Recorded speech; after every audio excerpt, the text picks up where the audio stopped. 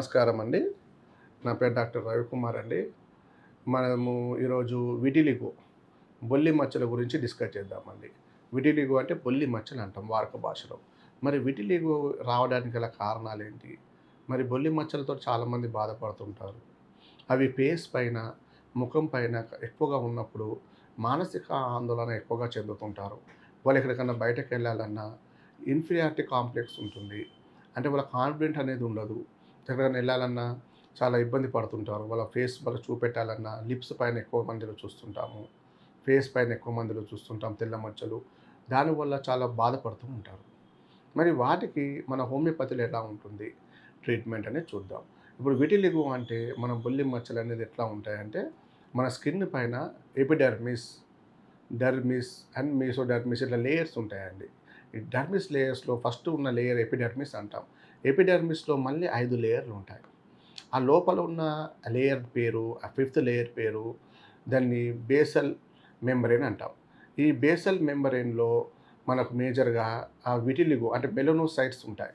ఆ basal మెంబ్రేన్‌లో melanocytes కణాలు ఉంటాయి. ఆ మెలనోసైట్స్ వల్ల, ఆ కణాల వల్ల, మెలనోసైట్స్ వల్ల మెలనిన్ పిగ్మెంట్ అనేది రిలీజ్ అవుతుంది.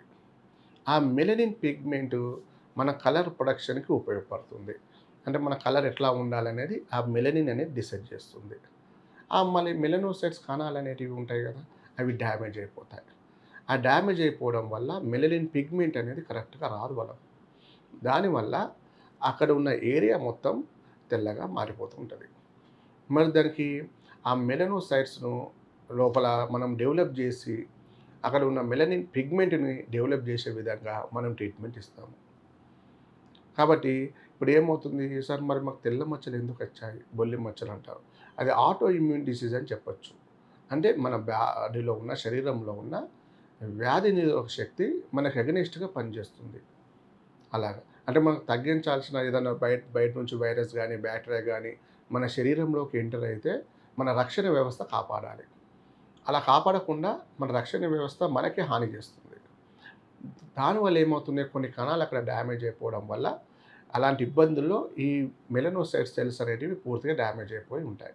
దానివల్ల కొంతమందిలో ఇలా తెల్ల మచ్చలుగా, బొల్లి మచ్చలుగా రావడం అనేది చూస్తుంటాం. కాబట్టి మన హోమియోపతి మందుల్లో ఆటో ఇమ్యూన్ డిసీజ్‌కి చాలా మంచి మెడిసిన్స్ ఉంటాయి. అంటే వాళ్ళ ఇమ్యూనిటీ లెవెల్స్ మనం పెంచొచ్చు. వాళ్ళ కణాల ఉత్పత్తికి మనం మందు ఇవ్వచ్చు. దానివల్ల మెలనిన్ పిగ్మెంట్ రిలీజ్ అయిపోయి అక్కడ ఉన్న తెల్ల మచ్చలు మళ్ళీ నార్మల్ స్కిన్ కలర్‌లో, బ్రౌన్ కలర్‌లో మనకు మారే అవకాశాలు ఉంటాయి. చాలామంది ఏం చేస్తుంటారు, ఎక్కువ మంది బయట లోషన్స్ రాస్తుంటారు. ఆయింట్‌మెంట్, లోషన్స్ రాసి ఎండ పూట మార్నింగ్ ఉదయాన్నే ఒక హాఫ్ అన్ అవర్, 1 అవర్ ఎండకు నిలబడి ఉంటారు. దానివల్ల కొంతవరకు రిజల్ట్ ఉండొచ్చండి. ఎందుకంటే కొంతవరకు మనము బయట సన్ నుంచి వచ్చిన రేస్ అనేటివి ఆ స్కిన్ మీద డైరెక్ట్ పడ్డప్పుడు అక్కడ ఉన్న స్కిన్ ఎక్కువసేపు ఉన్నప్పుడు అది కొంచెం కలర్ మారే అవకాశాలు ఉంటాయి.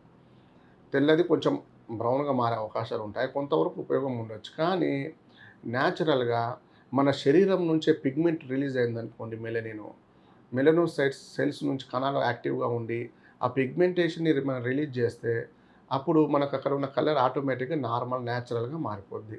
మనం ప్రతి ఉదయాన్నే సన్‌కి ఎక్స్‌పోజ్ అయ్యి ఆయింట్‌మెంట్ అట్లా పెట్టనక్కర్లేదు. మనం ఇంటర్నల్‌గా మందులు వాడుకున్నా సరిపోతుంది. కాబట్టి మీకు విటిలిగో ఈ ప్రాబ్లమ్స్ ఉంది, బొల్లి మచ్చల ప్రాబ్లమ్స్ ఉంటే ఒక్కసారి మన హోమియోపతి క్లినిక్ సంప్రదించండి. దీని కాన్స్టిట్యూషనల్ పద్ధతి ద్వారా మీకు మళ్ళా రాకుండా మనం దీన్ని స్వాస్థ్య పరిష్కారం చేయొచ్చు. ఇన్ ఫ్యూచర్‌లో కూడా మీకు మళ్ళీ వేరే స్పాట్స్ వేరే దగ్గర స్ప్రెడ్ కాకుండా ఉంటుంది.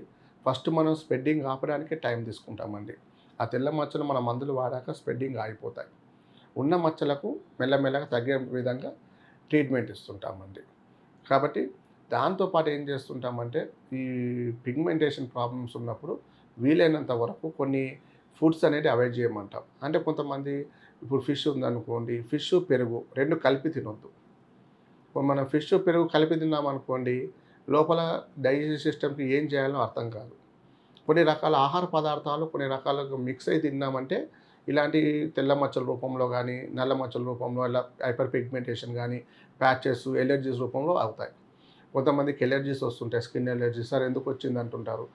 ఎందుకు ఎలర్జీస్ వస్తుంటాయంటే వాళ్ళు తినే ఆహారంలో ఏందంటే వాళ్ళకి కాంబినేషన్ ఆఫ్ ఫుడ్ అనేది అంటాం. అంటే ఏ ఆహారంతో పాటు ఏది తినాలి. కొంతమంది టీ తాగుతారు. టీ తాగిన వెంబడే స్వీట్ తింటారు. మళ్ళీ స్వీట్ తిన్న వెంబటే కూల్ డ్రింక్ తాగుతారు. ఇది కరెక్ట్‌గా మనం అలాంటివి పద్ధతిలో మనం తీసుకుంటే లోపల ఎలర్జీ స్టార్ట్ అవుతాయి. మన ఫుడ్ డైజెషన్ చేసుకోలేదు. గట్ క్లీన్‌గా ఉంచుకోలేదు అలాగా. కాబట్టి ఇప్పుడు కొంతమంది ఏం చేస్తుంటారు, ఫిష్ తింటున్నప్పుడు వెంటనే కర్డ్ తింటారు.